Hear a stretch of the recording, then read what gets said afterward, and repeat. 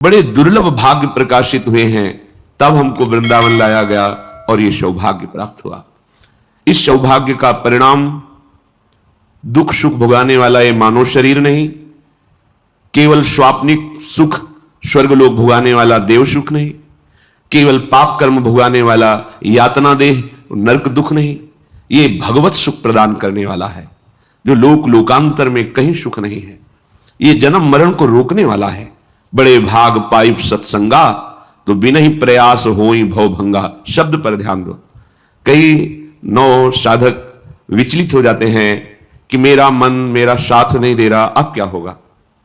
आपको चिंता नहीं करनी, आप खुद गलत हो रहे हो।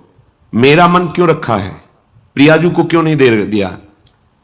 बहुत प्रयास करने पर भी जब सफलता नहीं हाथ लगती है तो उसे हार कहते हैं, और हार तभी सार्थक है जब वो प्रियाजू के चरणों में समर्पित कर दी जाए। बड़े बड़े हार गए हैं, अपने लोग तो बच्चे हैं। गोस्वामी तुलसीदास जी कह रहे हैं, हौ हार्यो कर जतन विविध विधि अतिशय प्रबल अजय, तुलसीदास बस होए तबहि जब प्रभु पेरक बरजय। तो दे दो ना उनको मन, फिर चिंता क्यों करते हो। अगर मन प्रभु के हवाले कर दो, वो ठीक कर लेंगे। उनको कोई मेहनत नहीं पड़ेगी ठीक करने में। वो अपने जन्म के जन्म व्यतीत होते जा रहे हैं, मन को आज तक हम राजी नहीं कर पाए। बहुत किया मनमानी, अब मन को हमारे गुरुदेव के वचनों के अनुसार चलना होगा। अब मन को शास्त्र सम्मत आचरण करने होंगे। आप थोड़ा मन से हटिए। मन में जो एक तदात्म भाव ले बैठे हो, यही तुम्हारी दुर्गति का कारण हो रहा है। तुम मन नहीं हो, तुम्हारा एक यंत्र है मन। तुम थोड़ा अलग हट करके देखिए, फिर ये डर जाएगा। आप तदात्म हो रहे हैं, इसलिए आप इस पर विजय प्राप्त नहीं कर पा रहे। थोड़ा हटिए, हट करके निर्णय कीजिए।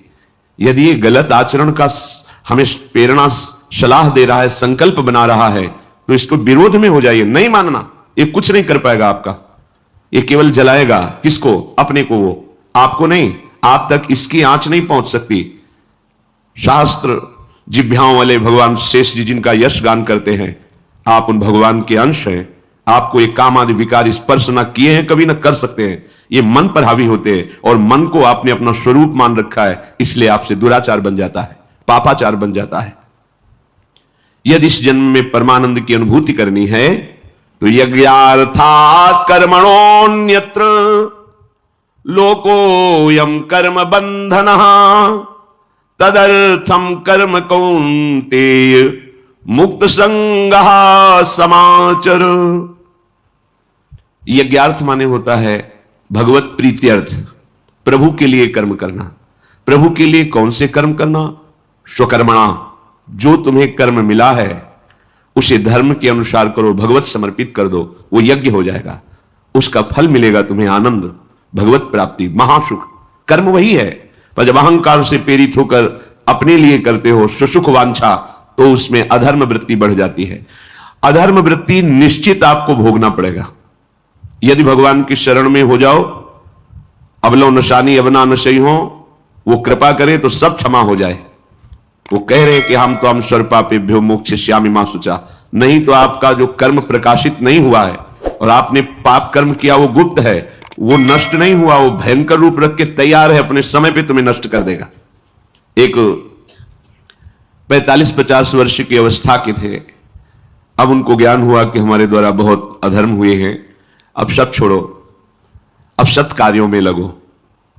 तो उनके सामने एक स्वर्णकार का मकान था। वो बहुत ही कपटपूर्ण व्यवहार करता था।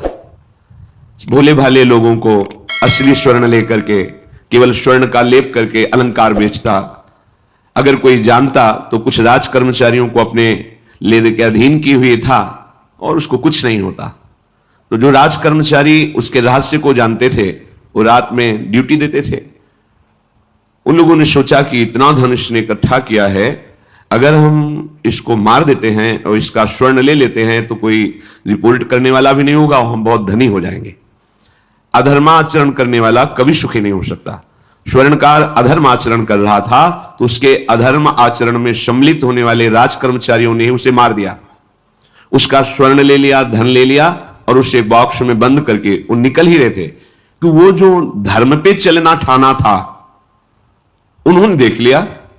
बाहर निकले, उनका ये क्या है, अब वो तो फंस गए, क्योंकि बॉक्स में उसकी लाश थी और सब बेग झोला में स्वर्णाभूषण धन था। उन्होंने तुरंत उसको कहा, आवाज मत दीजिएगा, देखो हम तुम्हें हिस्सा दे देंगे, ये जो धन हमारे पास है इसको हम 3 हिस्से में बांट लेंगे और इसको हम नष्ट कर देते हैं, कोई जानेगा नहीं, हम राज कर्मचारी हैं, किसी तरह का फसाव नहीं होगा। उन्होंने कहा, ये मैं अधर्म का कार्य नहीं कर सकता, मैं तो अब हल्ला मचाऊंगा, सबको बुलाऊंगा और बताऊंगा कि तुमने इसकी हत्या की है और इसका धन अपहरण कर रहे थे।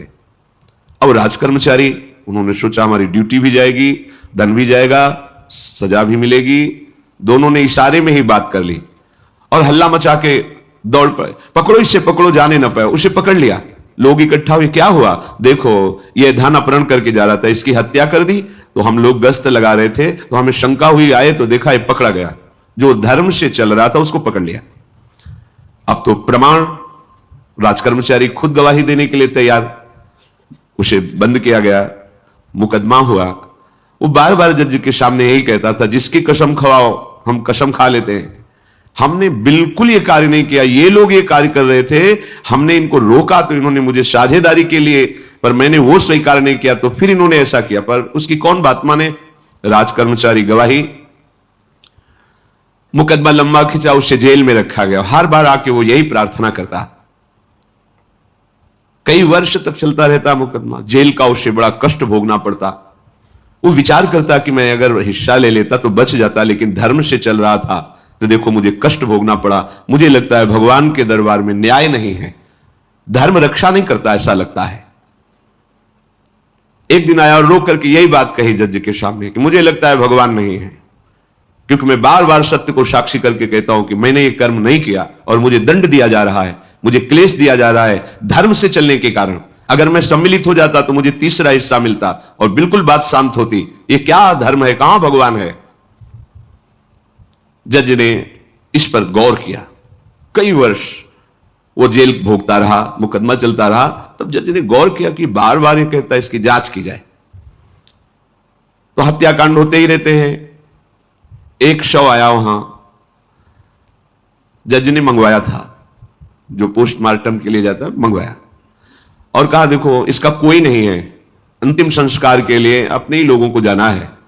तो 2 कर्मचारी जो थे सरकारी, जो स्वर्ण चोरी में सम्मिलित थे, उनको और उसको कहा कि बस तुम थोड़ी देर नदी के किनारे बैठे रहना, हम और लोगों को लेकर के आते हैं। और एक आदमी को छुपा के बैठा लिया और राज कर्मचारी नदी के किनारे शव को लेकर बैठे। उसको देखा जिसको बहुत कष्ट दिया जा रहा था, सारा आरोप उसके ऊपर था, जो धर्म से चल रहा था। उसे कहा माना नहीं ना, अगर मान लेता तो तीसरा हिस्सा भी मिल जाता, बात वहीं खत्म हो जाती है। देखा, फंसा दिया, तेरे को आजीवन कारावास मिलेगा, कोई नहीं बचा सकता तेरे को। मेरी बात नहीं मानी, कह रहा था हल्ला मचाऊंगा, ऐसा वैसा, अब भोग। तो जज के द्वारा जो एकांत में बैठाला हुआ आदमी था, उसने पूरी बात सुनी, इसीलिए ये नाटक रचा गया था। तीनों को बुलाया और कहा तुम निर्दोष हो उस धर्मात्मा से, स्वयं इनकी आवाज से हमने सुना ये कह रहे थे जो तुम बात कह रहे थे। तो उसने कहा कि ये तो ठीक है, अब निर्णय ठीक कर दिया, लेकिन अब कई वर्षों से मैं दंड भोग रहा था, ये कौन सा न्याय है, किस अपराध के कारण? मैं तो धर्म से चल रहा था, इसमें किंचन मात्र मेरा कोई अपराध नहीं था, कि कई वर्ष से मैं सजा क्यों भोग रहा था, बार बार प्रताड़ना, नाना प्रकार के कष्ट क्यों भोगा मैं। जज ने कहा तुम हृदय को साक्षी करके बताओ, क्या कोई ऐसा अपराध किया है जिसका प्रकाश ना हुआ हो और तुम्हें दंड ना मिला हो? हम अब उसका कोई दंड थोड़ी तुम्हें देंगे, लेकिन तुम्हारे अंदर जो भगवान के प्रति आरोप है उसका निराकरण हो जाएगा। उसने कहा हाँ, यौवन अवस्था में मैंने किसी स्त्री को ऐसा ऐसा, और वो विरोध करने पर भी उसे मार दिया और आज तक बात कोई प्रकाशित नहीं हुई। तो बोले फिर भगवान को क्यों दोष देते हो? वो कर्म तुम्हारा दंड अगर मिल जाता तो नष्ट हो जाता, वो कर्म सुरक्षित है, उसी कर्म ने तुम्हें यहां अधर्म ना होने पर भी फंसाया और देखो तुम्हें भोगना पड़ा। तो निश्चित समझो, यदि आप अधर्म के द्वारा कोई भी सुख साधन करेंगे तो आप नष्ट होंगे। अधर्म के द्वारा आप धन आदि छीनना चाहेंगे तो आप नष्ट होंगे। अधर्म कर दिया है और उसका प्रायश्चित नहीं हुआ तो वो कर्म सुरक्षित है, ऐसी जगह फंसाएगा जहां 100% आपने कोई अपराध नहीं किया पर आपको उसका दंड भोगना पड़ेगा। फिर आपको लगेगा कि न्याय में अन्याय हो रहा है, कोई भगवान नहीं है, देखो मैंने बिल्कुल कसम खा के कहता हूं पाप नहीं किया। पर ये पाप का जो आरोप लगा वो पूर्व पाप आकर के तुम्हें दंडित कर रहा है। अब इस कर्म विधान को ये बहिर्मुख लोग क्या जानते हैं? तभी कहते हैं अरे कहां भगवान, कैसे भगवान? आज तुम धर्म से चल रहे हो, लेकिन कल तुमने जो कर्म किया तो तुम शरणागत होकर भजन के द्वारा उसको नष्ट नहीं किया ना, तो सुरक्षित है। अवश्य में भोक्तव्यम कृतम कर्म शुभाशुभम। इसलिए श्री भगवान आदेश कर रहे यज्ञार्थात कर्मणोन्यत्र लोकोयम कर्म बंधनः तदर्थम कर्म कौन्ते मुक्त संगः समाचर। मुक्त हो जाओगे, न काम तुम्हें अधीन कर पाएगा, न पाप अधीन कर पाएगा, परमानंद में डूब जाओगे। केवल प्रभु के लिए कर्म करो। ये अगरबत्ती, धूपबत्ती, आरती, पूजा प्रभु को अपना नहीं माना तो ये थोड़ा शुभ कर्म बन गया, बस ये तुम्हारा प्रायश्चित नहीं होगा। जो तुमने अधर्माचरण के अगरबत्ती धूपबत्ती से खत्म होने वाले नहीं हैं, उनके लिए तुम्हें नाम जप करना पड़ेगा, नाम कीर्तन करना पड़ेगा। नाम कीर्तनम यस्य सर्व पाप प्रणाशनम, समस्त पापों का नाश करने में समर्थ है। राधा राधा राधा, कृष्ण कृष्ण कृष्ण, गोविंद गोविंद गोविंद। भगवान नाम, अगर भगवान नाम का आप निरंतर जप करने लगे तो आप स्वयं तर जाएंगे और लोगों को तार देंगे। मम भक्तियुक्तो भुवनम पुनात सतरति सतरति सलोकाम तारयति। जो भी कर्म कर रहे हो वो भगवान के लिए भावना करो, उस कर्म को भगवान को समर्पित करो, तो तुमसे पापाचरण नहीं होगा। जो पापाचरण हो गए हैं 10 मिनट केवल बैठ करके अपने घर में ही ताली बजा के मंजीरा लेकर के, इसे नाटक मत समझो, आडंबर मत समझो। नहीं, जो आडंबर और नाटक किए हैं ना, वो जब अपना नाटक फैलाएंगे तो तुम उस नाटक से निकल नहीं पाओगे। माया का नाटक है। भगवान नाम कीर्तन, ये जो लोग कहते हैं ना कि भगवान तो हृदय में बैठे, दिखावे की क्या जरूरत है? अगर इतना बोध हो चुका है भगवान हृदय में बैठे, तब तो आप सिद्ध हो गए। केवल वाणी से बोल रहे हो, मन मानी आचरण कर रहे हो, दुर्गति को प्राप्त हो रहे हो, तो है ना सबके हृदय क्षत विकारी पर सकल जीव जग दीन दुखारी। सबके हृदय में बैठा है पर दुर्दशा रोक रहा है क्या वो? क्यों? क्योंकि तुम केवल बातों से कहते हो सबके हृदय में बैठा है। ऐसा अनुभव किया? अगर ऐसा अनुभव किया तो व्यभिचार किसके साथ करते हो, चोरी किसकी करते हो, हिंसा की, कपट किससे, द्वेष किससे? बस केवल बातों से बात नहीं बनती। ये कर्म बातों से नष्ट नहीं होता, इसके लिए अनुष्ठान करना होगा नाम का। चाहे जैसी परिस्थिति हो, चाहे जो हो, जैसे भी हो, तुम्हारा मंगल होगा। अहोबत स्वपचतो गरियान यद जिह्वाग्रे वर्तते नाम तुभ्यम। वो नीच आचरण करने वाला, अभक्ष पदार्थ खाने वाला भी यदि भगवान नाम उच्चारण करता है तो परम पावन हो जाता। अहो, आश्चर्य की बात, बड़े बड़े प्रायश्चित जिसे पावन नहीं कर सकते, भगवान नाम उसे पावन कर देता है। जैसे हरिवंश विचार के मनुज देह गुरु शरण गई, सकई तो सब पर पंच तजी कृष्ण कृष्ण गोविंद कही। कृष्ण कृष्ण गोविंद क्या जाता है? हम तो ये नहीं कह रहे कि तुम नहा के जपो, तुम ऐसा करो, जैसे हो जहां हो, गोविंद गोविंद राधा राधा राधा वल्लभ श्री हरिवंश, तुम पावन हो जाओगे प्यारे। तुम्हारी दुर्गति, तुम्हारी विपत्ति, तुम्हारी उन्नति में जो बाधक कर्म है उनको नष्ट करो। किसी से भीख मांगने की जरूरत नहीं, कृपा की। अगर नाम जप नहीं तो कहीं भी भाग के चले जाओ, देख लो तुम्हें क्या मिलता है। नाम जप करो, तुम स्वयं देने वाले बन जाओगे, मांगना मिट जाएगा जन्म जन्म का। विश्वास करो, जैसे भी हो। नहीं छोड़ पा रहे गंदी बातें, शुरू करो, नाम को तो अंदर लाओ, वो तुम्हें इतनी सामर्थ्य देगा, सब छूट जाएगा, सब छूट जाएगा। विश्वास करो। आज तक जितने बड़े बड़े ऊंचाई के पद पर पहुंचे हुए महात्मा हैं, सबके मूल में नाम पाया गया। निरंतर नाम जप, निरंतर अभ्यास करने से होता है। विश्वास करो, इसके बराबर न तीर्थयाटन है, न कोई अन्य साधन है। नाम कलयुग केवल नाम आधारा, सुमिर सुमिर नर उतर ही पारा। जिसने नाम का आश्रय ले लिया महासुखी हो गया। पर जब तक तुम्हारे पाप कर्म भस्म नहीं होते, तब तक तुम्हें आनंद नहीं मिलेगा। इसलिए विश्वास करके दीर्घ काल तक सम्मान पूर्वक, आदर पूर्वक हृदय में नाम जप करो। जब पाप वासनाएं नष्ट हो जाएंगी, पाप प्रवृत्ति नष्ट हो जाएगी, तब आनंद की धारा, तुम्हें कोई भी विपत्ति, कोई भी संकट परास्त नहीं कर पाएगा। प्रश्न होता है कि हम बहुत प्रयास करते हैं पर सफलता नहीं मिलती। प्रयास को कहते हैं पुरुषार्थ, और सफलता नहीं मिली उसको कहते हैं प्रारब्ध। कभी कभी प्रारब्ध बहुत जोर का होता है, जो बड़े बड़े ऋषि मुनियों के ऊपर भी हावी हो जाता है। पर पुरुषार्थ व्यर्थ नहीं जाता। यदि वो सत है तो तुम्हारा पुरुषार्थ भी तो असत है। अगर राधा राधा बीच में बोलते रहो और प्रभु की भावना कर लो कि 8 घंटे से जो काम कर रहा हूं वो समय और वो कार्य दोनों प्रभु को समर्पित करते हैं, अब ये सत्य पुरुषार्थ हो गया। अब प्रारब्ध को बदलने की सामर्थ्य आ गई तुम्हारे पुरुषार्थ में। खिलवाड़ नहीं है। जो तुम एक भी कर्म करते हो वो कर्म सुरक्षित है, वो तुम्हें दंड दे के रहेगा या तुम्हें सुखी करके रहेगा। असत है, पाप है तो दंड देगा, सत है, सुकृत है तो सुखी करेगा। विश्वास मानिए, ये सत्य वार्ता है, ये कोई चाटुकारिता की बात नहीं है। सत्य में सत्य रहता है, चाहे जो युग हो, चाहे जो समय हो, सत्य अपना प्रभाव दिखा के रहता है। इसलिए भगवान का आदेश है, तुम्हारा जीवन भगवत प्राप्ति के लिए, आनंद में डूबने के लिए, मस्त होने के लिए मिला है। ये मस्ती नशा में नहीं है, ये मस्ती दूसरों के शरीर का मांस खाने में नहीं है, ये मस्ती दूसरों की हिंसा व्यभिचार इसमें नहीं है। मस्ती है स्वात्मानंद की।